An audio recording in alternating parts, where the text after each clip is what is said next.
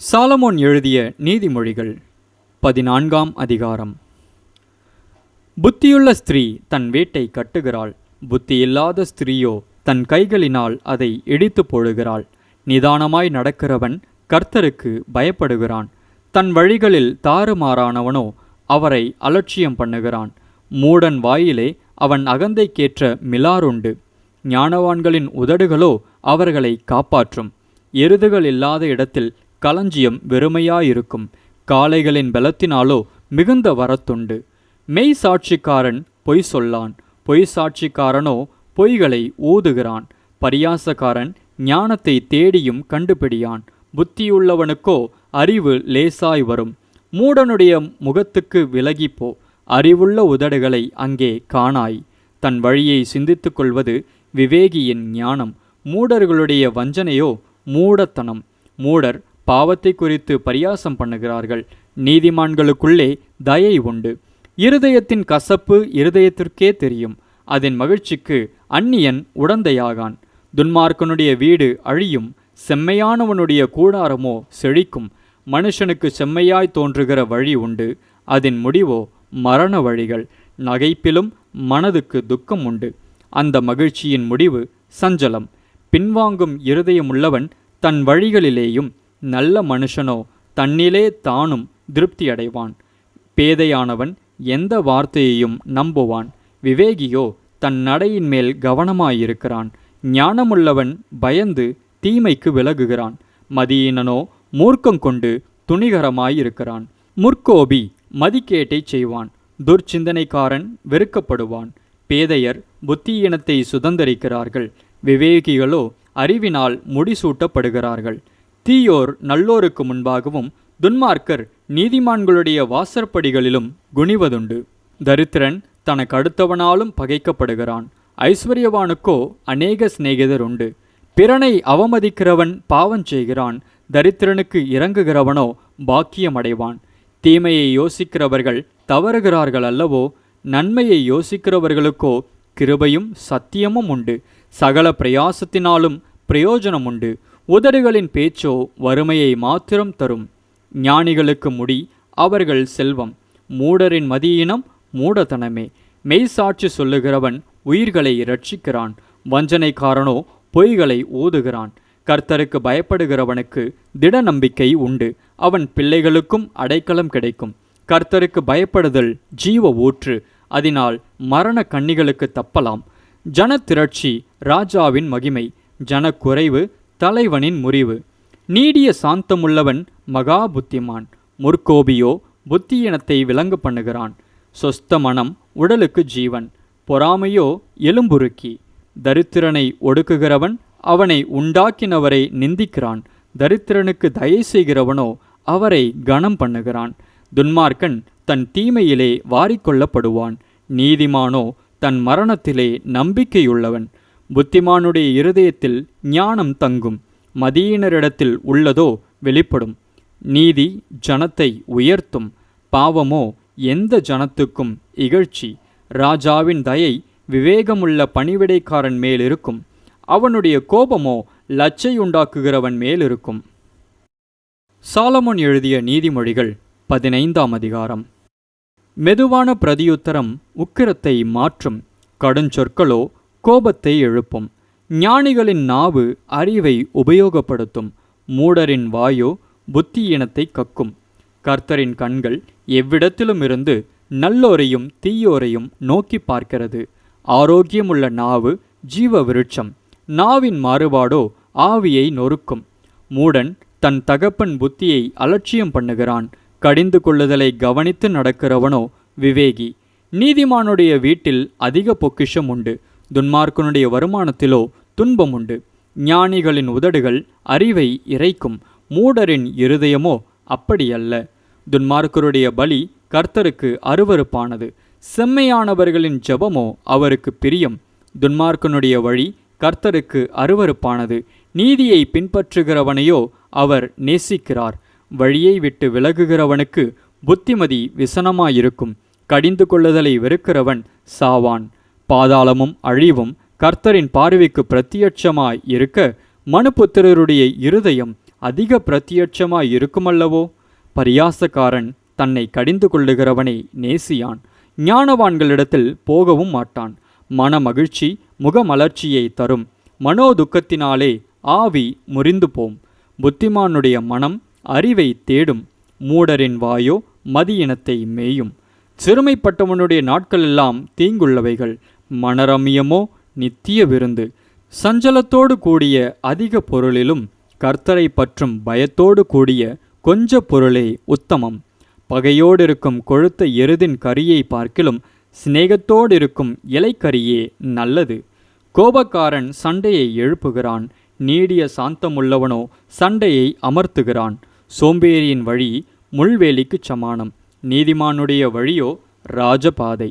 ஞானமுள்ள மகன் தகப்பனை சந்தோஷப்படுத்துகிறான். மதியற்ற மனுஷனோ தன் தாயை அலட்சியம் பண்ணுகிறான். மூடத்தனம் புத்தியினனுக்கு சந்தோஷம். புத்திமானோ தன் நடக்கையை செம்மைப்படுத்துகிறான். ஆலோசனை இல்லாமையால் எண்ணங்கள் சித்தியாமற் போம். ஆலோசனைக்காரர் அநேகர் இருந்தால் அவைகள் உறுதிப்படும். மனுஷனுக்கு தன் வாய்மொழியினால் மகிழ்ச்சியுண்டாகும். ஏற்ற காலத்தில் சொன்ன வார்த்தை எவ்வளவு நல்லது. கீழான பாதாளத்தை விட்டு விலகும்படி விவேகிக்கு ஜீவ வழியானது உன்னதத்தை நோக்கும் வழியாம். அகங்காரியின் வீட்டை கர்த்தர் பிடுங்கி போடுவார். விதவையின் எல்லையையோ நிலைப்படுத்துவார். துன்மார்க்கருடைய நினைவுகள் கர்த்தருக்கு அருவருப்பானவைகள். சுத்தவான்களுடைய வார்த்தைகளோ இன்பமானவைகள். பொருளாசைக்காரன் தன் வீட்டை கலைக்கிறான். பரிதானங்களை வெறுக்கிறவனோ பிழைப்பான். நீதிமானுடைய மனம் பிரதியுத்தரம் சொல்ல யோசிக்கும். துன்மார்க்கனுடைய வாயோ தீமைகளை கொப்பளிக்கும். துன்மார்க்கருக்கு கர்த்தர் தூரமாயிருக்கிறார். நீதிமான்களின் ஜெபத்தையோ கேட்கிறார். கண்களின் ஒளி இருதயத்தை பூரிப்பாக்கும். நற்செய்தி எலும்புகளை புஷ்டியாக்கும். ஜீவனுக்கேதுவான கடிந்து கொள்ளுதலை ஏற்றுக்கொள்ளும் காது ஞானிகளிடத்தே தங்கும். புத்திமதியை தள்ளிவிடுகிறவன் தன் ஆத்துமாவை வெறுக்கிறான். கடிந்து கொள்ளுதலை கேட்கிறவனோ ஞானமடைவான்.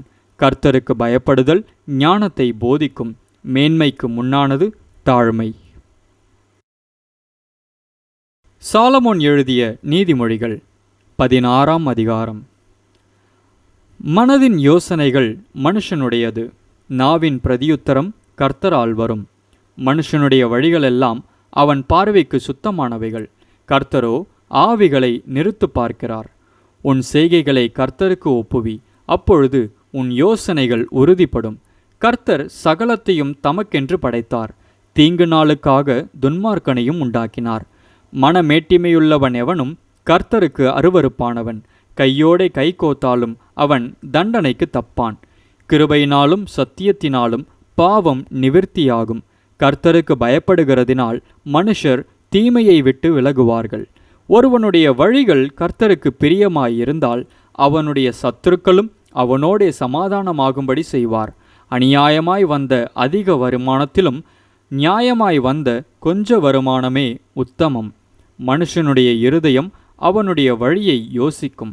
அவனுடைய நடைகளை உறுதிப்படுத்துகிறவரோ கர்த்தர். ராஜாவின் உதடுகளில் திவ்ய வாக்கு பிறக்கும். நியாயத்தில் அவன் வாய் தவறாது. சுமுத்திரையான நிறைகோலும் தராசும் கர்த்தருடையது. பையிலிருக்கும் நிறைகல்லெல்லாம் அவருடைய செயல். அநியாயம் செய்வது ராஜாக்களுக்கு அருவருப்பு. நீதியினால் சிங்காசனம் உறுதிப்படும். நீதியுள்ள உதடுகள் ராஜாக்களுக்கு பிரியம். நிதானமாய் பேசுகிறவனில் ராஜாக்கள் பிரியப்படுவார்கள். ராஜாவின் கோபம் மரண தூதருக்குச் சமானம். ஞானமுள்ளவனோ அதை ஆற்றுவான். ராஜாவின் முகக்கலையில் ஜீவன் உண்டு. அவனுடைய தயை பின்மாறி பெய்யும் மேகத்தைப் போலிருக்கும். பொன்னை சம்பாதிப்பதிலும் ஞானத்தை சம்பாதிப்பது எவ்வளவு உத்தமம். வெள்ளியை சம்பாதிப்பதிலும் புத்தியை சம்பாதிப்பது எவ்வளவு மேன்மை. தீமையை விட்டு விலகுவதே செம்மையானவர்களுக்கு சமனான பாதை. தன் நடையை கவனித்திருக்கிறவன் தன் ஆத்துமாவை காக்கிறான். அழிவுக்கு முன்னானது அகந்தை, விழுதலுக்கு முன்னானது மனமேட்டிமை. அகங்காரிகளோடே கொள்ளை பொருளை பங்கிடுவதை பார்க்கிலும் சிறுமையானவர்களோடே மனத்தாழ்மையாயிருப்பது நலம். விவேகத்துடன் காரியத்தை நடப்பிக்கிறவன் நன்மை பெறுவான். கர்த்தரை நம்புகிறவன் பாக்கியவான். இருதயத்தில் ஞானமுள்ளவன் விவேகி எண்ணப்படுவான். உதடுகளின் மதுரம் கல்வியை பெருக பண்ணும். புத்தி தன்னை உடையவர்களுக்கு ஜீவ ஊற்று. மதியினரின் போதனை மதியினமே. ஞானியின் இருதயம் அவன் வாய்க்கு அறிவை ஊட்டும், அவன் உதடுகளுக்கு அது மேன்மேலும் கல்வியை கொடுக்கும். இனிய சொற்கள் தேன்கூடு போல் ஆத்துமாவுக்கு மதுரமும் எலும்புகளுக்கு ஔஷதமும் ஆகும். மனுஷனுக்கு செம்மையாய் தோன்றுகிற வழியுண்டு, அதன் முடிவோ மரண வழிகள். பிரயாசப்படுகிறவன் தனக்காகவே பிரயாசப்படுகிறான், அவன் வாய் அதை அவனிடத்தில் வருந்தி கேட்கும். பேலியாளின் மகன் கிண்டி விடுகிறான், எரிகிற அக்கினி போன்றது அவன் உதடுகளில் இருக்கிறது. மாறுபாடுள்ளவன் சண்டையை கிளப்பி விடுகிறான், கோல் சொல்லுகிறவன் பிராண சிநேகிதரையும் பிரித்து விடுகிறான். கொடுமையானவன் தன் அயலானுக்கு நயங்காட்டி அவனை நலமல்லாத வழியிலே நடக்க பண்ணுகிறான். அவன் மாறுபாடானவைகளை யோசிக்கும்படி தன் கண்களை மூடி தீமையை செய்யும்படி தன் உதடுகளை கடிக்கிறான். நீதியின் வழியில் உண்டாகும் நரை மயிரானது மகிமையான கிரீடம். பலவானை பார்க்கிலும் நீடிய சாந்தம் உள்ளவன் உத்தமன். பட்டணத்தை பிடிக்கிறவனை பார்க்கிலும் தன் மனதை அடக்குகிறவன் உத்தமன். சீட்டு மடியிலே போடப்படும் காரிய சித்தியோ கர்த்தரால் வரும். சாலமோன் எழுதிய நீதிமொழிகள் 17ஆம் அதிகாரம். சண்டையோடு கூடிய வீடு நிறைந்த கொழுமையான பதார்த்தங்களை பார்க்கிலும் அமெரிக்கையோடே சாப்பிடும் வெறும் துணிக்கையே நலம். புத்தியுள்ள வேலைக்காரன் லச்சையுண்டாக்குகிற புத்திரனை ஆண்டு சகோதரருக்குள்ள சுதந்திரத்தில் பங்கடைவான். வெள்ளியை குகையும் பொன்னை புடமும் சோதிக்கும், இருதயங்களை சோதிக்கிறவரோ கர்த்தர். துஷ்டன் அக்கிரம உதடுகள் சொல்வதை உற்று கேட்கிறான், பொய்யன் கேடுள்ள நாவுக்கு செவி கொடுக்கிறான். ஏழையை பரியாசம் பண்ணுகிறவன் அவனை உண்டாக்கினவரை நிந்திக்கிறான். ஆபத்தை குறித்து கழிக்கிறவன் தண்டனைக்கு தப்பான். பிள்ளைகளின் பிள்ளைகள் முதியோருக்கு கிரீடம், பிள்ளைகளின் மேன்மை அவர்கள் பிதாக்களே. மேன்மையானவைகளை பேசும் உதடு மூடனுக்கு தகாது, பொய் பேசும் உதடு பிரபுவுக்கு எவ்வளவேனும் தகாது. பரிதானம் வாங்குகிறவர்களின் பார்வைக்கு அது இரத்தினம் போலிருக்கும், அது நோக்கும் திசையெல்லாம் காரியம் வாய்க்கும். குற்றத்தை மூடுகிறவன் சிநேகத்தை நாடுகிறான், கேட்டதை சொல்லுகிறவன் பிராண சிநேகிதரையும் பிரித்து விடுகிறான். மூடனை 100 அடி அடிப்பதை பார்க்கிலும் புத்திமானை வாயினால் கண்டிப்பதே அதிகமாய் உரைக்கும். துஷ்டன் கலகத்தையே தேடுகிறான், குரூர தூதன் அவனுக்கு விரோதமாக அனுப்பப்படுவான். தன் மதிக்கேட்டில் தெரியும் மதியினனுக்கு எதிர்ப்படுவதை பார்க்கிலும் குட்டிகளை பறிகொடுத்த கரடிக்கு எதிர்ப்படுவது வாசி. நன்மைக்கு தீமை செய்கிறவன் எவனோ அவன் வீட்டை விட்டு தீமை நீங்காது. சண்டையின் ஆரம்பம் மதகை திறந்துவிடுகிறது போலிருக்கும், ஆதலால் விவாதம் எழும்பும் முன் அதை விட்டுவிடு. துன்மார்க்கனை நீதிமான் ஆக்குகிறவனும் நீதிமானை குற்றவாளி ஆக்குகிறவனும் ஆகிய இவ்விருவரும் கர்த்தருக்கு அருவருப்பானவர்கள். ஞானத்தை கொள்ளும்படி மூடன் கையிலே ரொக்கம் என்னத்திற்கு? அதன்மேல் அவனுக்கு மனமில்லையே. சிநேகிதன் எல்லா காலத்திலும் சிநேகிப்பான், இடுக்கணில் உதவவே சகோதரன் பிறந்திருக்கிறான். புத்தியினன் தன் சிநேகிதனுக்கு முன்பாக கையெடுத்து கொடுத்து பிணைப்படுகிறான். வாது பிரியன் பாதக பிரியன், தன் வாசலை உயர்த்தி கட்டுகிறவன் அழிவை நாடுகிறான். மாறுபாடான இருதயம் உள்ளவன் நன்மையை கண்டடைவதில்லை, புரட்டு நாவுள்ளவன் தீமையில் விழுவான். மூடபுத்திரனை பெறுகிறவன் தனக்கு சஞ்சலம் உண்டாக அவனை பெறுகிறான். மதியீனனுடைய தகப்பனுக்கு மகிழ்ச்சி இல்லை. மன மகிழ்ச்சி நல்ல ஔஷதம், முறிந்த ஆவியோ எலும்புகளை உலர பண்ணும். துன்மார்க்கன் நீதியின் வழியை புரட்ட மடியிலுள்ள பரிதானத்தை வாங்குகிறான். ஞானம் புத்திமானுக்கு முன்பாக இருக்கும், மூடனுடைய கண்களோ பூமியின் கடையாந்திரங்களில் செல்லும். மூடபுத்திரன் தன் பிதாவுக்கு சலிப்பும் தன்னை பெற்றவர்களுக்கு கசப்புமானவன். நீதிமானை தண்டம் பிடிக்கிறதும் நியாயம் செய்கிறவனை பிரபுக்கள் அடிக்கிறதும் தகுதியல்ல. அறிவாளி தன் வார்த்தைகளை அடக்குகிறான், விவேகி குளிர்ந்த மனமுள்ளவன். பேசாதிருந்தால் மூடனும் ஞானவான் என்று எண்ணப்படுவான், தன் உதடுகளை மூடுகிறவன் புத்திமான் என்று எண்ணப்படுவான். வேதத்தை வாசிக்க முடியாதோருக்கு அறிமுகம் செய்யுங்கள்.